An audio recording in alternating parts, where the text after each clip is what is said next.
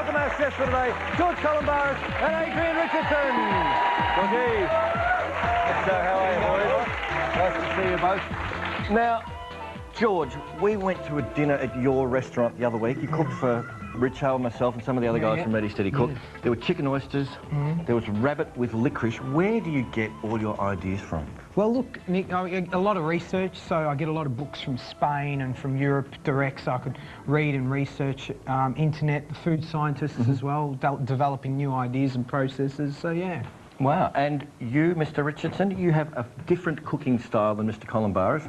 Where do you get your influences from? Well, I'm a sort of blood and guts kind of guy, so I get my influences from the Mediterranean and the sort of simple flavours that they get from there. Beautiful. Robust flavours. Well, I love George's cooking. It's fantastic, isn't it? Well, our contestants today are brother and sister who have very different styles in the kitchen. The big sister says that she just doesn't have the time to be creative, but she describes her younger brother's cooking as trendy and stylish. Nice rap from your big sister. Let's meet him first. For the tomato team, please welcome Nathen Daney. Nathen,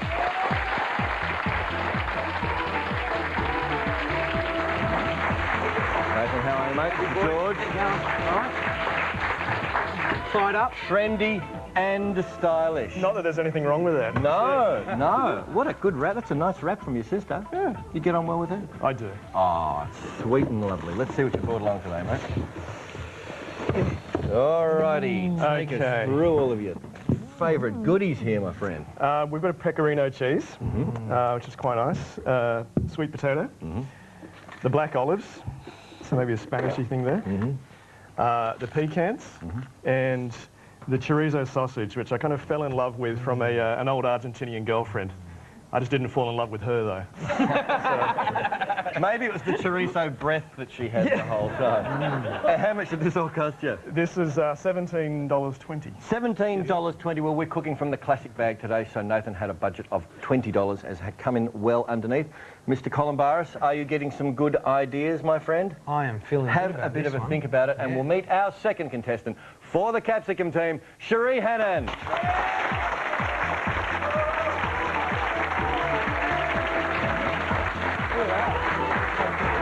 Why, nice to meet you. This is Mr. Richardson. Now, you are a very busy woman at home, are you not? Yes, very. I have 3 very big, growing teenage boys. And so not too much time to do too much cooking? Not a lot. No. Big pots of stuff, I'm tipping? Yes, well, even if I make double quantities, it all goes that night, so... Well, let's see what you brought along today. Alrighty. Take us through all of your favourite ingredients, Sheree. Okay, this is my favourite that I always cook with is chicken breast. This is the white Castillo cheese. Yeah, I love that stuff. We have a baguette and the nashi pears, which is beautiful this time of year. And the baby spinach is just great because I love to get my greens every day. As we all should. And yes, how much did this all cost you? This came to $18.10. $18.10, so you've come in under budget also. Adrian, are you getting some ideas, mate? Oh, yeah. Can you turn this into a feast for 3 hungry boys? I think so. Excellent. Have a bit of a think about it. I'll come back to you in a second. George Columbaris, what ideas have you come up with for Nathen? All right, mate, we're going to make a pecorino broth with a poached egg, but I'm going to poach the egg in glad wrap, a little bit of a new way to poach eggs. We're going to do caramelised sweet potato with licorice powder, okay? But we're going to be using olives to make that powder. Okay, I'll show you that later. Okay. A little tatartan of sweet potato with pecan, and we'll grab a bit of ice cream. And we're going to do a little chorizo salad, something simple. Absolutely. Okay. That's good. Delicious, Nathen. Sound good to you? Very good. Excellent work. Adrian, what ideas have you come up with for Sheree? Well, this baguette, that's got to feed 3 hungry teenagers. So we're going to make a big baguette with some poached chicken and some salad. We'll make a little bit of mayonnaise dressing. We're going to make a nice little salad of baby spinach with some nashi pear and some cheese. We're going to grill some chicken breast, marinate and grill it, and serve it on some wilted spinach with the citrus and herb dressing. Does that sound nice? That sounds fantastic. And we're also going to make a nashi pear tartare. A bit like yours, but different. Beautiful. Here we go. There's going to be Maybe we do half. a tartare off. it would seem, today on Ready, Steady, Cook. Well, our contestants seem very happy with the chef's ideas, but will they still be happy in 20 minutes? Because now it's time to get things started and say those magical words that I love to say. Ready, steady, cook! Okay, George Columbaris is going to make a pecorino broth with a poached egg that he's going to do in glad wrap. He's going to make a caramelised sweet potato dish with some virtual licorice powder made from the black olives. He's going to make a chorizo salad and a tartane of sweet potatoes and pecans. Adrian Richardson is going to make a big baguette with poached chicken, some baby spinach and all sorts of goodies in there. He's also going to do a grilled chicken breast served on wilted spinach with a fresh herb dressing, a baby spinach salad with white Castello nashi pears, a grilled chicken salad, and a nashi pear tartane. That's it. I think that's fantastic that we're going to have a Tartane cook-off. A tartane cook-off. Here we go. What are you poaching your chicken in there, Adrian? I've got a little bit of boiling water because I have to speed it up a little bit, but I've got some liquid stock, so that'll flavour it a little bit. I'm going to put some herbs in there and a little bit of garlic in there as it comes up to the boil. And how long do you reckon that's going to take to cook, mate? Oh, hopefully under 20 minutes, but I reckon about 5-6 minutes, and then I'll turn it off and let it sit there in the poaching liquid. So the deal with poaching is to bring it to the boil. Just let it simmer very, very gently. Very yeah, so you don't want to boil it, you just want to poach it. Do you bring it to the boil first, chef? Just bring it up to the boil and then pop your chicken in there, or whatever you're poaching, and then turn it down. But as you see, I've got some nice herbies and things, and that's going to help add flavour to the poaching liquid. You can put some salt and pepper in there, whatever spices you like. It's beautiful. Okay, and chicken breast number 2. Chicken breast number 2, I'm going to slice it and marinate it, but I've got to get the tartane on quickly. So I'll just turn that on. Nashi pear tartane. What I'm going to do with this is put some butter in there and some brown sugar and caramelise it. In the meantime, I'll peel the tartane and peel the pears. Peel the pears and then put it into the bottom. Watch it caramelise. Pop the pastry on the top, and then off we go. And a tartane is always sort of the pastry on the top, then you bake it whole and then flip it out. Exactly. It's like an upside-down tart. Developed by their tartane sisters in 1903. Apparently they mucked it up or something like that, but they made a beautiful dish out of it. Yeah, something like that. There's a bit of history for you. You didn't think I knew that one, did you? Oh. Here we go. Now, how much butter have we put in there, just roughly? About a knob of butter. A large knob. Large knob of butter. I popped it in there, and I'll just let it go. That'll help to make the sauce. All right, nashi pears. They're beautiful, aren't they? A beautiful, beautiful pear, and they're kind of like a... They're not a hybrid, are they? They're their own creature. Their own creature. They're like a watermelon. If you can imagine a watermelon crossed with an apple or a pear, they're that liquid. Now, I'm hoping it's going to hold up, so they're quite soft, but I'm going to leave it in some fairly large chunks, I think. Yeah, so just take the core out. Just take the core out. Treat it the same way as you would an apple. That's right. Or a pear, for that matter. There we go. Look at that. Just take the core out, and then I'll just cut it down a little bit. What do you think of that? And that should fit in the bottom. Keep it pretty chunky. Beautiful. And that should be fine. And we'll pop that in the bottom. That butter's moving nicely. Yes. Then we'll put some sugar in there. Brown sugar, white sugar, brown sugar. I like the flavour of brown sugar. It's nice and wholemealy. Wholemealy? Wholemealy. It's a very robust sugar, isn't it? Yeah, there we go. It's But you could do this with... It's got the molasses in there. And you could do this with white sugar or caster sugar or whatever sugar you've got. Whatever sugar, demerara sugar, whatever you want to use. There's so many sugars you can use. But this always, it's got a great colour to it, doesn't it? As well as that beautiful flavour. That molassesy sort of flavour. That's what I like in the dish. Now, do you want your sugar in now, Mr. Richardson? Yes, yeah. You can just turn around a little bit. That's it. Beautiful. Now, do we want much colour on that? I don't mind a little bit of colour. We're going to get a lot of colour with the sugar. There we go. Okay, so we just mix that around. Mixing those all together over here. That's it. Sheree, what have we got? Adrian, got you doing over here? I've just juiced all these citruses. Look at this beautiful work. She's juicing, she's picked herbs. Absolutely gorgeous. Mr. Richardson underway. Everything nice and calm, cool and collected here in the kitchen. We've got to take a short break, but we'll be right back here on Ready, Steady, Cook.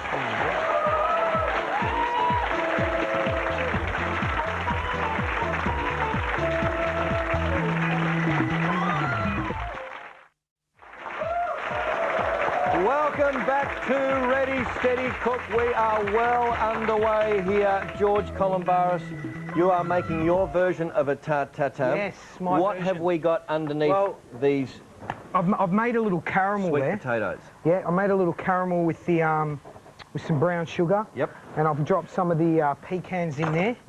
And then I've dropped the sweet potato in there. And hopefully I've cut the right size. Ooh, voila. Voila, perfect. And that goes in the oven. And that's puff pastry, George? Yeah, puff pastry. And while I'm in the oven... Straight into the oven. Yeah, I'm going to pull out my licorice. Yes, your virtual licorice. Now, this is where we go back to the food scientist, and we sit there with the food scientists working out and developing new flavours, but using natural produce. We don't use chemicals to enhance flavours. So what's in there is brown sugar, almond meal, licorice, and one or two little bits of olives. Some olives. And no licorice though. No licorice. So, did I say licorice? You did Yeah, say licorice. So olives, almond meal, brown sugar, and some star anise. Right. I'll let that cool down a bit. Yep. And then Nathen over here is going to pound it in a mortar and pestle, and that's going to be our powder. Yeah. Under 14 minutes, chefs. Right, what's next up for you, George? Next, we're going to get a little caramelised sweet potato. Caramelised sweet potatoes. Can you just tell us what you put in your broth here, my Yeah, friend? the little broth over here, it's basically chicken stock and some chunks of pecorino. Now, it's good to use the outside of the pecorino, so the husk of it, that's where the flavour is, and just let that simmer and tick over. And a lot of chefs say, oh, it should take 2 hours. It should take as long as it tastes good. And that could be 10 minutes. That could be 3 hours. So taste as you cook. Yeah. And what herb have you got there? What's that, mate? What's the herb you've got in there? Some thyme. Some thyme. Now, this is going to be a 13-minute soup, Mr. Columbaris. Yes, exactly. No more, no less. All right, so that's absolutely dead simple. Is that cheese going to melt? Yes. In there? It's all going to sort of dissolve? We won't dissolve through. We'll basically, once that's cooked, we'll pull it off, let it get a bit more infusion in there, and then that's done. Absolutely wonderful. And what have we got Nathen working on over here, He's my friend? Okay, we've got garlic over here. pounding some garlic for me. There's nothing wrong with a bit of garlic, mate. There's And what's the garlic for, George? That's going to go in our little salad we're going to whip up. Okay. With the chorizo, which has got Chorizo, olive oil. Plenty of flavour in that already. Yeah, definitely. We've got some Spanish onions. Some Spanish onions. Oh, mate.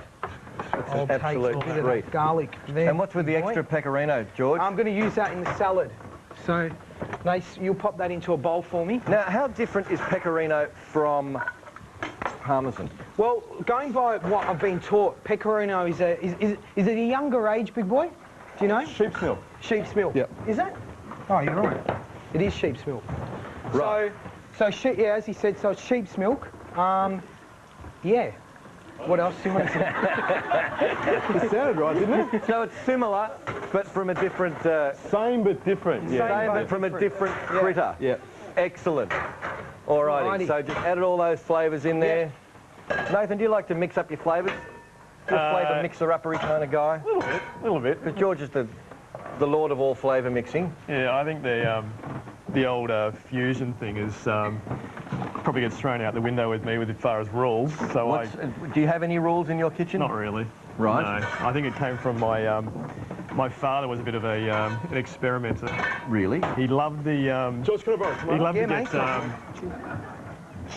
cheese, raisins, and potato peels and put it onto a sandwich. I think that was one of his most famous creations. Yeah. Mum followed with things like we were very embarrassed when we went to school. She would provide us with Vegemite and lettuce sandwiches, which Not too bad. yeah, That's not so it's, bad. Not too bad, but I suppose from there I've just kind of had a bit of a play around the kitchen and kind of come up with my own little things, and yeah, no real kind of There are no rules. no rules. There are no rules in Nathan's rules. kitchen.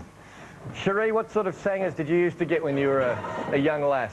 The one that's always stuck with me is the cheese, celery and peanut butter.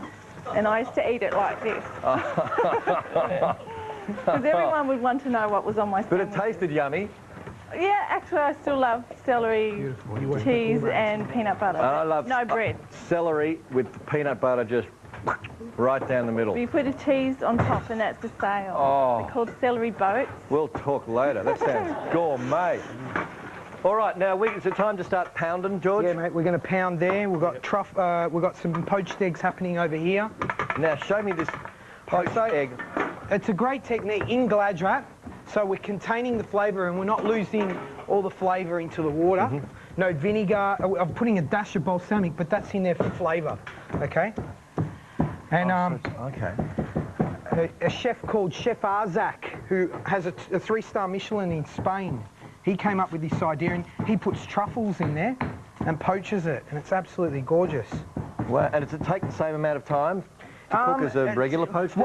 What we do is we drop it in the water for about 3 minutes, pull it out, let it rest, and then pop it back in for another minute or so, just to re-warm it up. And that's it, got a little pouch. Oh, it's got its own and little... you know what, I'll cook that in the pecorino way, so it's all being used up. Yeah? Beautiful. So your chorizo little stir fry there's coming along beautifully. Beautiful.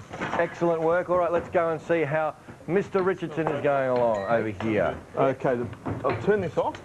So we've got the chicken, it's poached, but it's cooked. I've turned it off and let it sit for a little while. Yep. We've got the baguette. Look at that baguette. Is that fantastic? That baguette. You just want to take a slice of it now, don't you? You do. That's brilliant. Yeah. And what's the little... We've got some sauce that you mayonnaise, and we put some Dijon mustard into it and some grain mustard. Now, is that a mayonnaise that you've made, or is that It's a bought mayonnaise, but you can make your own mayonnaise or buy it. Just put some herbs and you can enrich it and make it taste even better. A Dijonaise, if you will. A Dijonaise, exactly. Don't you love those That's a good idea. hybrid words? Yeah, yeah. Let's get two and whack them together. Now, what's your marinade over here, Adrian? I've got some citrus juice. I've got some beautiful limes and lemons and things there. I'll put some fresh herbs in there and some chopped parsley and some olive oil. I'm going to pop it on the grill plate now. It's nice and hot. How long could I marinate this for? Could I do this at lunchtime and then have it for dinner? Any time is better than nothing. Yes. But, you know, overnight's good. You know, a day or two for stronger marinades. But, you know, overnight's probably good, or a couple of hours. Yep. But anything's better than nothing. So, I mean, this is 5 minutes. Yep. But it'll still be nice. It will be delicious. Under 8 minutes to go, chefs. You're well and truly in amongst it here. Now, beautiful. Let me just see your little tartane in the oven. Looks absolutely fantastic. Bit of brown on the top there. Looks gorgeous. Now, this chicken's not going to take very long because it's nice and thin. Yeah. And the white castello is going to go in with this spinach and nashi pear salad. That's right. Correctamundo. That's right. And what sort of dressing are you going to put through that? I put a little bit of the citrus dressing, yes. Which I put some lemon juice, some lime, some orange, and a little bit of olive oil in there. But you don't need the olive oil. But there we go. You can just go with the juices. That's right. I've just put a little bit of that there together, some salt and pepper. Absolutely wonderful. Salt and pepper. Keep it simple, can't go wrong. Beautiful. No, it's a very good tip, Chef. Now, Sheree, you're a bit of a performer, are you not? Oh, that's one way of putting it. What sort of performing do you do? My latest thing is belly dancing. Belly dancing? Now, I don't know belly dancing from square dancing. What's just a standard belly dance? I guess, oh no. Here we go. I don't have my costume on. No, we'll imagine. Okay. Well, I guess a shimmy is pretty much universal. So a shimmy is just, you can have a fast shimmy or a slow shimmy. Yep. I think we should do it. Yep. And what would be such... Wicked belly. No. Not ballet dancing, belly dancing. And what other kind of belly dancing is there? Like in Hollywood, the Hollywood movies, we see that whole... Yes, that's what I used to do. Right, but the shaky now thing. I do the tribal belly dancing, which is going to sweep the country. It's very, very popular, especially with the younger girls. Okay, first up, right here on Ready Steady Cook, tribal belly dancing. Give us a little... Tribal belly dancing. Okay, this is one I learnt this week. Okay. Is a... We're dancing our way towards the finish line here, folks. We're going to take a short break. We'll be